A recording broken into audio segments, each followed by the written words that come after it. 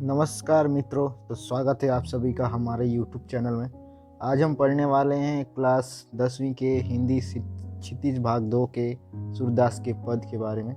तो चलिए, एग्ज़ाम बहुत नज़दीक है और हम इस बार कोशिश करेंगे कि हिंदी के सारे पार्ट इस YouTube चैनल के माध्यम से कवर कर लें।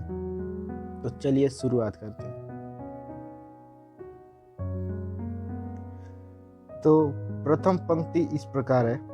उधो तुम हो अति बड़ी भागी, अपरत रहत स्नेह तगाते नाहिन मन अनुरागी। पुरिनी पात रहत जल भीतर ता रस देह न दागी। ज्यो जल माह तेल की गागरी बूंद न ताको लागी।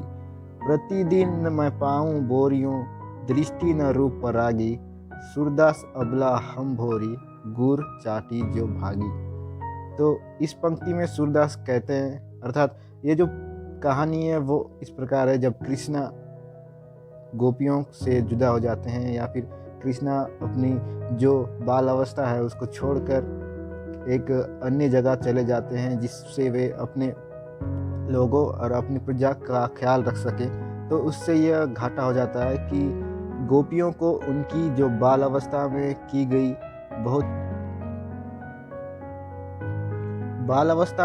गई मनोहर और बहुत चुलबुली सी काम बहुत याद आती है। उनका मटकी फोड़ना, उनको गोपियों को सताना, ये सब बात उनको बहुत ज़्यादा दिल में रखी होती है। जब कृष्ण गोपियों से मिलने नहीं आ पाते हैं तब वे अपने एक अनुयायी या फिर उनके एक साथी उद्धव को गोपियों के पास भेजते हैं कि ताकि जाए और गोपियों को उनका हाल चाल बताए और ये गोपियों का हाल चाल लेके उनके पास पहुँचे। तो जब उद्धव उनके पास आता है गोपियों के पास, तो गोपियाँ बहुत नाराज़ हो जाती हैं कि कहती हैं कि कैसे एक हमारे जिसको हम बहुत ज़्यादा प्रेम करते हैं वो ना आके किसी और को भेज दिया है, जिसके वजह से हम अपने मन की बात उसको कह नहीं पाएंगे और ना ही हम उसको अपनी जो फीलिंग कहते हैं इंग्लिश में, उसको हम बता नहीं पाएंगे। तो वे अपनी गुस्सा इस प्रकार जाया करती है या बयां करती है।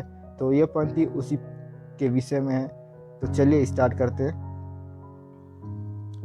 उधो तुम हो अति बड़ी भागी, अपरस रहत स्नेह तगाते मैं नाहिन मन अनुरागी। पुरैनी पात रहत जल भीतर तारस देह न दागी। जो जल माह तेल की गागरे बूंद न ताको लागी। प्रीति नदी में पाँव न बोरियों दृष्टि न रूप परागी। सूरदास अबला हम भोरी गुर चींट्यू जो पागी।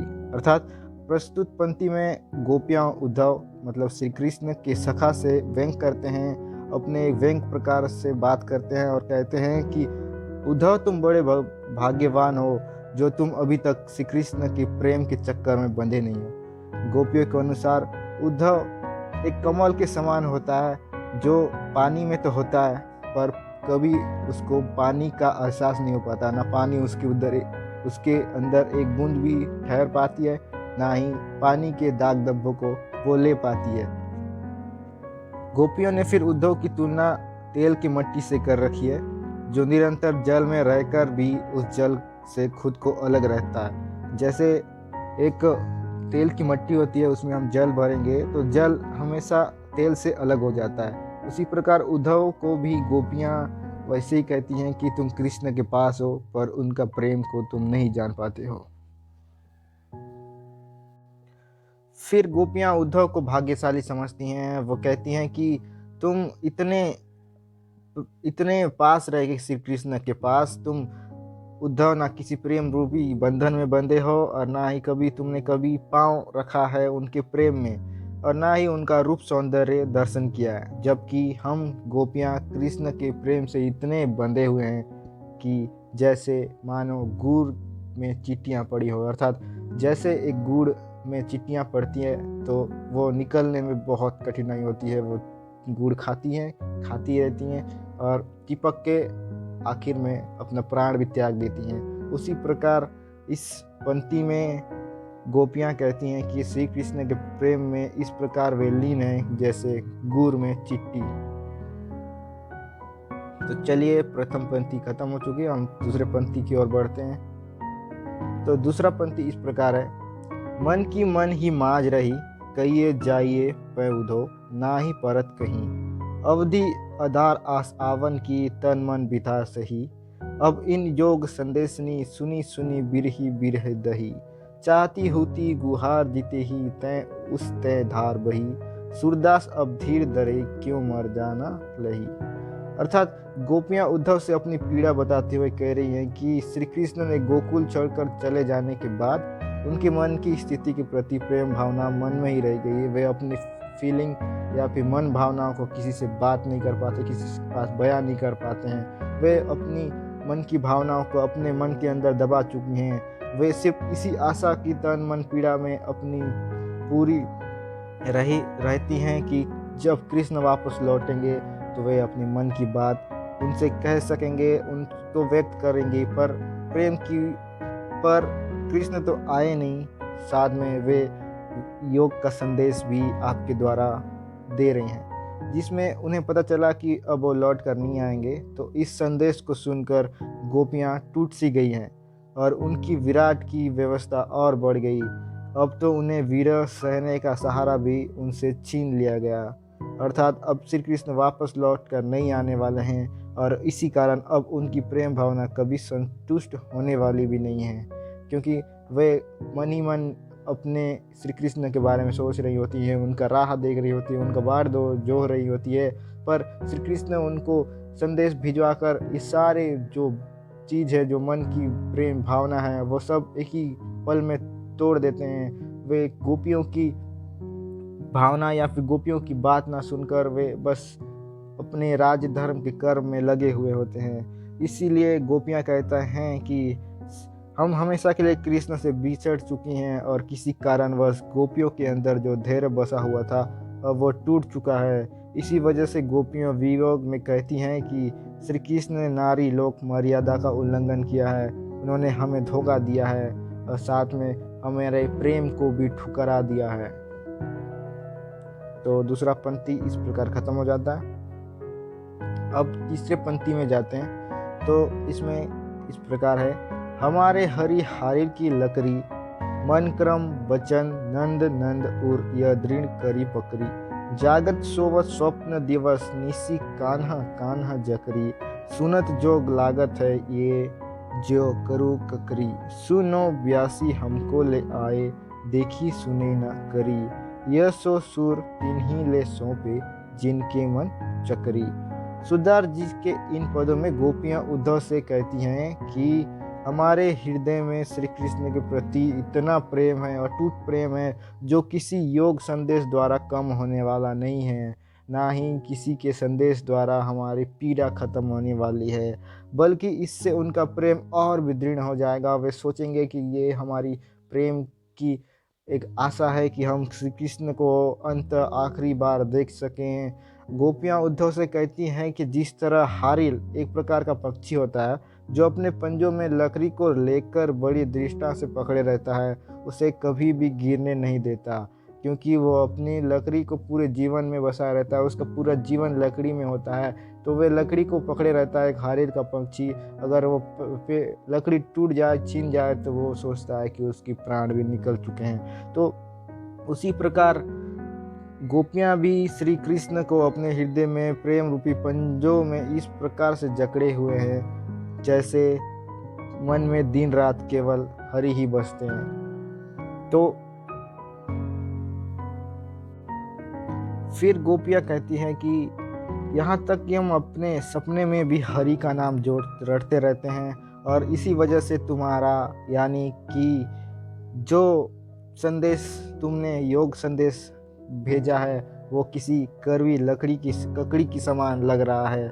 हमारे ऊपर तुम्हारे इस संदेश का कुछ असर होने वाला नहीं है। जिस प्रकार एक ककड़ी होती है जो कड़वी हो जाती है, जिसको हम खा नहीं पाते, ना मुंह में रख पाते हैं, एक बार मुंह में रख लिए तो हमें पूरी कड़वापन आ जाता है और मुंह से बाहर निकल जाते हैं। उसी प्रकार से इस प्रकार से योग संदेश इन गोपियों को कड़वी ककड़ी की समान लग रहा है। हमारे ऊपर तुम्हारे इस संदेश का कुछ असर होने वाला भी नहीं है, इसलिए हम इस योग संदेश की कोई आवश्यकता नहीं है, जाओ उद्धव। फिर आगे कहती हैं गोपियाँ कि तुम यह संदेश उन्हें सुनाओ जिनका मन पूरी तरह से कृष्ण की भक्ति में डूबा ना हो, और शायद वे यह संदेश सुनकर विचलित हो जाएं। पर हमारे ऊपर तुम्हारे इस संदेश का कोई असर पड़ने वाली नहीं है, क्योंकि हम श्री कृष्ण से सच्चे मन से प्रेम करते हैं और हम उनकी किसी भी संदेश को अपने मन में बिठा नहीं सकते। तो इस प्रकार से तीसरा पद खत्म हो जाता है। इस पद में गोपियाँ श्री कृष्ण को अपने मन में और दृढ़ता से बिठा रखते हैं। तो हम अंतिम और आखिरी पद की ओर बढ़ते हैं। तो इस पद में कहते हैं कि हरि है राजनीति पड़ी आए, समझी बात कहत मधु करके समाचार सब पाए। इक अति चतुर हुते पहले ही अब गुरु ग्रंथ पढ़ाए, बड़ी बुद्धि जानी जो उनकी जोग संदेश पढ़ाए। उधो भले लोग आगे के परहित डोलत धाय, अब अपने मन फेर पाइए चलत जू हते चुराए। ते क्यों अनीति करे आपुन जे और अनीति छुड़ाए, राज धर्म तो यह सुर जो प्रजा न जाहि सताए। अर्थात इस पद में सूरदास जी ने हमें यह बताने का प्रयास किया है गोपियों के द्वारा, इस पद के द्वारा, कि किस प्रकार गोपियों श्री कृष्ण के वियोग में खुद को दिलासा दे रही हैं। जैसे हम या फिर किसी का पति अगर फौज में गया होता है तो वे हर पत्नियां एक दिलासा में रहती हैं कि कब वापस आएगा, या फिर उन्हें ये पता नहीं होता है कि कब उनके पति का मृत्यु हो जाएगी, क्या हो जाएगा। तो इसी प्रकार गोपियां भी श्री कृष्ण के वियोग में खुद को इतना दिलासा दे रही हैं कि वे कह रही हैं कि श्री कृष्ण ने राजनीति का पाठ पढ़ लिया है।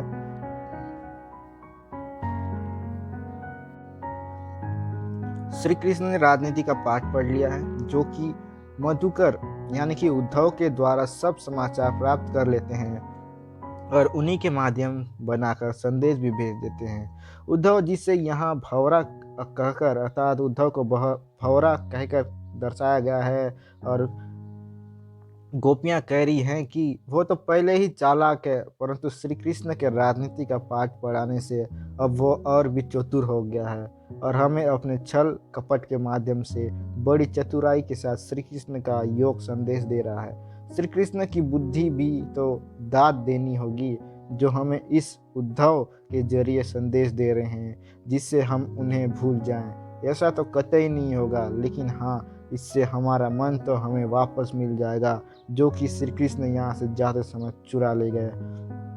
अर्थात उद्धव को एक भौरा की तरह व्यंग कर रहे हैं कि उद्धव के द्वारा आप संदेश भिजवा रहे हैं, लेकिन ये मत भूलिए कि हमारा मन तो आपके पास है, आप चुरा कर ले गए थे, तो उस मन को हम वापस आपसे ले लेंगे या हमें मिल जाएगा। उनके मतलब गोपियों के अनुसार बड़े लोग तो हमेशा दूसरों की भलाई के लिए परिश्रम करते हैं, पर गोपियों को यह बात समझ में नहीं आ रही है कि जो श्री कृष्ण दूसरों को न्याय का पाठ पढ़ाते थे, वे स्वयं उनके साथ इतना बड़ा अन्याय कैसे कर सकते हैं। यानी कि पूरे जगत के न्याय करता, पालन करता, वे गोपियों के साथ इतना बड़ा अन्याय कैसे कर सकते हैं कि उनके अनुसार गोपियों के अनुसार किसी भी राजा का परम कर्तव्य यही होता है कि वह अपनी प्रजा का सुख का ख्याल रखे, परंतु यहाँ तो श्री कृष्ण स्वयं ही उन्हें दुख दे रहे हैं, क्योंकि वे उनके पास नहीं आ रहे हैं। उनकी मन की इच्छा है कि श्री कृष्ण उनके पास आके मन वियोग की बात करें, उन्हें अपना कर्तव्य निभाना चाहिए, गोपियाँ कहती हैं, और गोपियों के समक्ष प्रस्तुत होकर उन्हें दर्शन देने चाहिए, जिससे उनके हृदय में हो रही विरह की पीड़ा शांत हो और गोपियाँ अपनी प्रेम श्री कृष्ण के ऊपर दर्शा रहे हैं। लेकिन इस बात से यह पता चलता है कि श्री कृष्ण उनके पास न आए और न आगे आने वाले। इस वजह से ही गोपियाँ श्री कृष्ण से बहुत ज़्यादा दुख ही हैं। तो धन्यवाद, सब्सक्राइब करें हमारे YouTube चैनल को, और आगे भी इसी तरह के वीडियो या फिर पूरे NCERT का सॉल्यूशन हमसे लेने के लिए हमारे YouTube चैनल को सब्सक्राइब करें और बेल आइकन को दबाना ना भूलिएगा। धन्यवाद। अब मिलते हैं अगले पार्ट में, तब तक के लिए अलविदा।